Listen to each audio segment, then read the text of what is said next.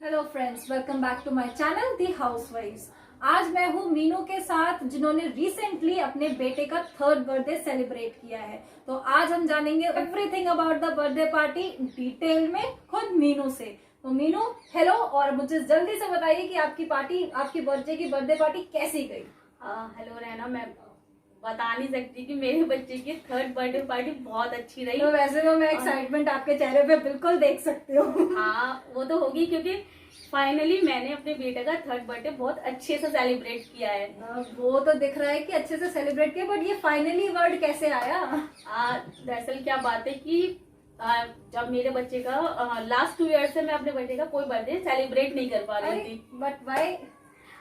इसके पीछे मतलब एक बहुत अच्छा वाला रीजन है, मैं बताती हूँ। ठीक है, कि जब मेरे बेटे का शिबू, मेरे बेटे का नाम शिबू है, उसका जब फर्स्ट बर्थडे पड़ा था तो मैं बहुत खुश थी कि हाँ, मेरे बेटे का मैंने बहुत अच्छे से प्लानिंग करी हुई थी कि मैं ऐसे करूंगी, मैं पूरा हवन रखूंगी, फिर हम लोग शाम को पार्टी रखेंगे। तो जब मैंने देखा कि उस दिन क्या करवा चौथ थी। अच्छा। ओहो, और मैंने कहा कि अब करवा चौथ हो गई, अब क्या होगा। और फिर फर्स्ट बर्थडे था तो बहुत खुश भी थी। फिर मैंने सोचा कि अब क्या होगा, तो फिर करवा चौथ की वजह से, क्योंकि उस दिन तो सबका फास्ट होता, अपने अंदर भी इतनी एनर्जी नहीं होती है कि हम व्रत रख के कुछ पूजा कर ले या फिर बर्थडे भी सेलिब्रेट कर ले। तो हाँ, दो सेलिब्रेशन क्लैश कर गए। हाँ, तो मतलब ये कि केक तो हम लोगों ने मतलब छोटा सा एक मतलब बर्थडे, फर्स्ट बर्थडे था तो ऐसे छोड़ तो सकते नहीं थे, लेकिन तब भी मैंने कोशिश बहुत ये करी थी कि मतलब भूखे प्यासे रहते हुए भी कि मतलब कुछ तो करूं मैं। तो फिर मैंने मतलब छोटा ही नॉर्मल जल्दी से पूजा करी, 9 बज गए पूजा करने में ही। और फिर हम लोगों ने मतलब छोटा सा घर में केक कट कर दिया। फिर मैंने कहा चलो कोई बात नहीं, अब ऊपर वाले की जो मर्जी होती है उस पर हम कुछ नहीं कर सकते। फिर नेक्स्ट मैंने कहा कोई नहीं, इस साल नहीं, मैं 2nd बर्थडे बहुत अच्छे से सेलिब्रेट करूंगी। फिर 27 अक्टूबर मेरे बेटे का बर्थडे पड़ता है, ठीक है। और फिर हमने देखा उस दिन क्या हुआ, दीपावली पड़ी है। Oh my God. और वो भी बहुत अच्छी वाली थी। तो फिर अब तो मैं बहुत रोई उस दिन, तो मैं बहुत रोई जब मैंने पूरा प्लान किया 2nd वाला तो मैं बहुत अच्छे से बनाऊंगी। और जब हमने देखा कैलेंडर में कि अरे 27 अक्टूबर की तो दीपावली पड़ी है, और उस दिन तो मैं बहुत रोई कि मतलब भगवान जी क्या चाहते हैं हमारे साथ करने के लिए। फिर मैंने सोचा कि लोग कुछ नहीं हो सकता, मतलब कथा तो क्या, मतलब पूरा दिन ही उस दिन दीपावली की सफाई में पूजा में सब लग जाता है। तो फिर हमने सोचा, फिर मैंने कहा नहीं, बर्थडे तो मैं सेलिब्रेट करूंगी, पर क्या करूं, कुछ नए तरीके से मैंने सोचा। तो फिर मैंने अपना पैसे इकट्ठे किए। कैसे पैसे, जो हमारे बच्चों को, मैंने कहा अपने पैसे खर्च नहीं करूंगी, जो उसके मतलब व्यवहार में उसको मिलते थे, हमने उसकी गुल्लक बनाई हुई है।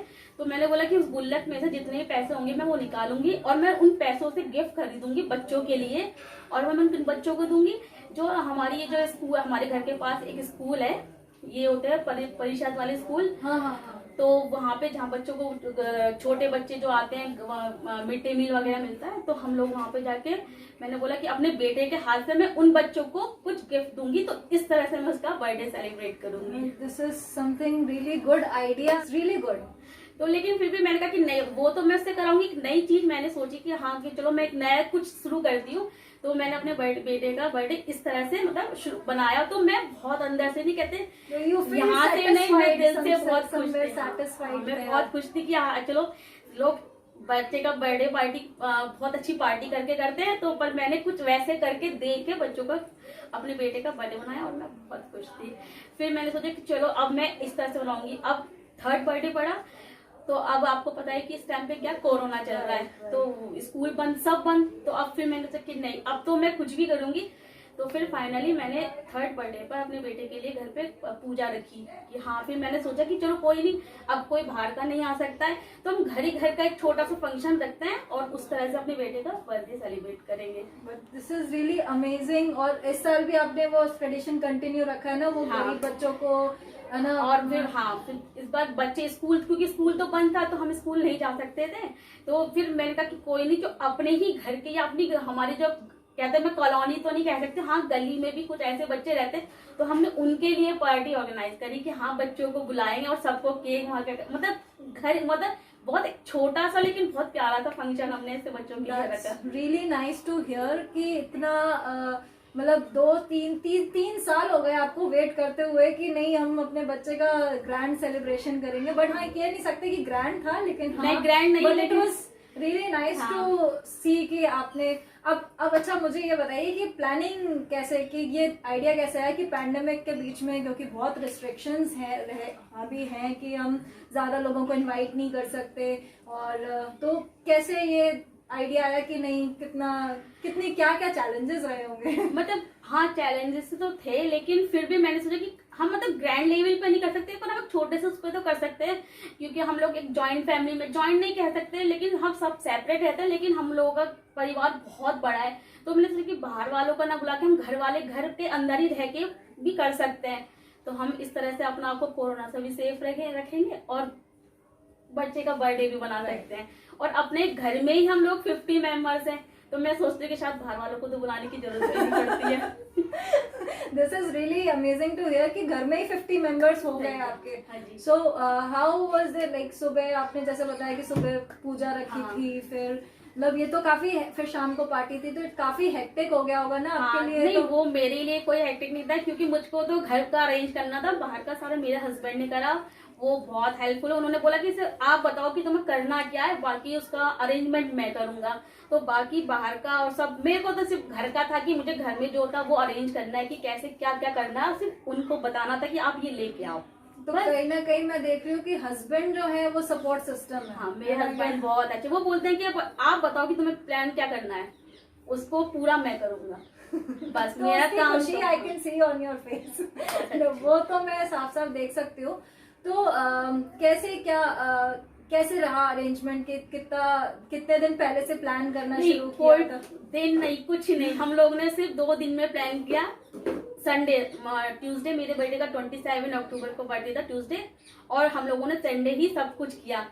हाँ शॉर्ट स्पैन में कैसे अरेंज कर लिया? और जहां तक मैंने आपके बच्चे की बर्थडे पिक्स देखी है तो बहुत ही ऐसा लग रहा था महीनों की प्लानिंग चल रही है। नहीं महीनों की नहीं थी, क्या कि दरअसल हस्बैंड का मतलब जो उनका बिजनेस है इस तरह से कि उनके सबसे लिंकअप है ना, तो उससे उन्होंने सबको फोन किया, उन्होंने ऐसे ऐसे मेरे बेटे का बर्थडे आपको आना है, और ऐसे ऐसे सब मतलब फोन से ही उनका आधा काम हो गया बस।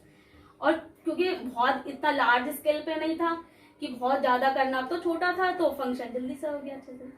पर मैं इस बात से खुश हूँ मैं कि अपने बेटे का बर्थडे बना पाई, कि उसे ये खुशी भी दे पाई कि हाँ मैं मतलब कि उसको ये कह सके कि हाँ देखो तुम्हारे लिए भी हमने एक छोटी पार्टी रखी है, तो वो उससे वो देख के बहुत खुश हुआ है।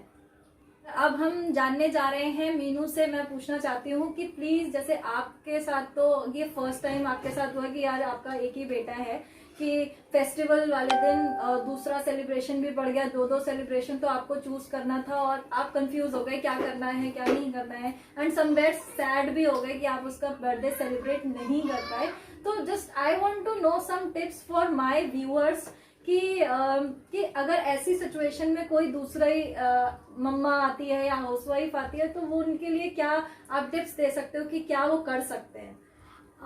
मैं सिर्फ यही बोलूंगी कि मतलब हम कभी एक प्लान को लेके सेट नहीं हुए कि हम हाउसवाइफ है, अब मान लो अब आपके घर में अचानक से कोई मतलब बिना इनवाइट किए या आपको बिन बताए गेस्ट आ जाते तो आप उन्हें भगाओगे तो नहीं, आप जल्दी जल्दी कुछ करोगे। इसी तरह से कि हाँ हम एक प्लान तो बना के चलते हैं। जैसे मेरे बेटे का बर्थडे था तो मैंने प्लान किया, लेकिन सडनली मुझे पता चला कि उस दिन कोई फेस्टिवल पड़ गया, तो मैंने अपना दिमाग को सेट किया कि मुझको कुछ और तरीके से भी खुशी मतलब मैं ढूंढ सकती हूँ उस अपने बेटे को। इस तरह से मतलब मैंने बच्चों को जाके गिफ्ट दिए, अपने बेटे के हाथ से दिलवाए, ताकि वो एक चीज देना भी सीखे। तो इस तरह से भी हम अपने बच्चे का बर्थडे बना सकते हैं कि एक दूसरे बच्चों की हेल्प करके भी। हाँ ये तो अच्छा है कि हम बहुत मतलब बच्चों को गिफ्ट, मतलब मैं ये नहीं चाहती कि उनको अंदर ये भावना है कि बर्थडे है तो हमें गिफ्ट ही चाहिए। एक बर्थडे का तरीका ये भी होता है कि हम बच्चों को गिफ्ट भी दें, जो बच्चे हेल्पफुल होते हैं उनको हम दे के उनकी हेल्प भी कर सके।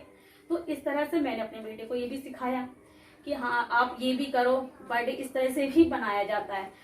और बाकी जब आपके ऊपर ऐसे कुछ कोई सिचुएशन आए तो आप कुछ करें। मैं तो यही कहूंगी कि ऐसी ना मैं अगर शायद मैं इस सिचुएशन में होती तो मैं भी डेफिनेटली सैड फील करती कि अपने बच्चे का बर्थडे सेलिब्रेशन के टाइम पे दूसरा सेलिब्रेशन आ गया कि उसको हम कैसे मैनेज करेंगे। And I would say thank you to Meenu कि उन्होंने इतने अच्छे से ग्रेसफुली इस सिचुएशन को हैंडल किया। और अब फाइनली और अब हम तो यही सोचेंगे कि अब हम जो 4th बर्थडे उसका मनाए तो वो और ग्रैंड बनाए। नहीं, मैंने अभी इसका कोई प्लान नहीं किया और मैं कुछ प्लान भी नहीं करने वाली हूँ, क्योंकि मेरे को नहीं पता कि आगे फ्यूचर में अभी क्या होने वाला है या कौन सा फेस्टिवल या कुछ पड़ने वाला है। तो मैंने कुछ प्लान नहीं किया। अब नेक्स्ट जो ईयर का कैलेंडर आएगा हम उसको देख के ही प्लान करेंगे, इससे पहले मैं कोई प्लान नहीं this is a great tip है ना कि जब हम सारी चीजें देख लेंगे उसके बाद हम प्लान करेंगे। और ये भी बिल्कुल जरूरी है कि कोई भी सिचुएशन आ जाए उस टाइम पे हमको पैनिक नहीं और सैड फील नहीं करना है। देयर आर मोर वेज जिसमें हम अपने आप को अपनी खुशियों को सेलिब्रेट कर सकते हैं, जैसे मीनू ने किया कि उन्होंने बच्चों को सिर्फ गिफ्ट लेना नहीं गिफ्ट देना भी सिखाया। And that is a very good thing जो आप अडॉप्ट कर सकते हो। So with this I say bye bye to everyone. Please like, comment and share the video and please subscribe the channel.